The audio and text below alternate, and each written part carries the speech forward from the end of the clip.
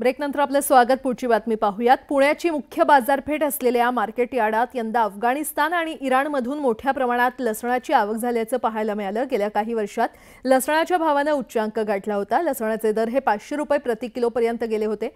भारतातील लसणाचे घटलेलं उत्पादन आणि लसणाची वाढलेली मागणी पाहता या लसणाची आयात करण्यात आली आहे। साधारण या अफगाणिस्तानच्या लसणाचे दर हे 320 ते 340 रुपये प्रति किलो असल्याने सर्वसामान्य जनतेला परवडणारे आहेत आणि त्यामुळे ग्राहकांची परदेशी मालाला पसंती असल्याचं पाहायला मिळतंय।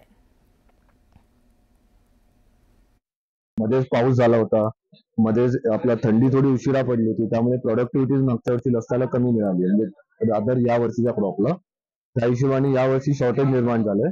त्यामुळे आपल्या इंडियन गार्लिक मध्ये थोडे रेकॉर्ड हाय भाव आहेत यावर्षी।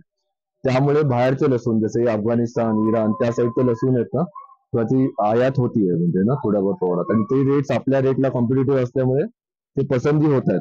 बऱ्याचशा वेळा पुण्यामध्ये 25 ते 30% त्याचं गिराईक आहे, त्या हिशोबाने ते घेतात, पण जास्ती करून आपले देशी लसूणच चालतात।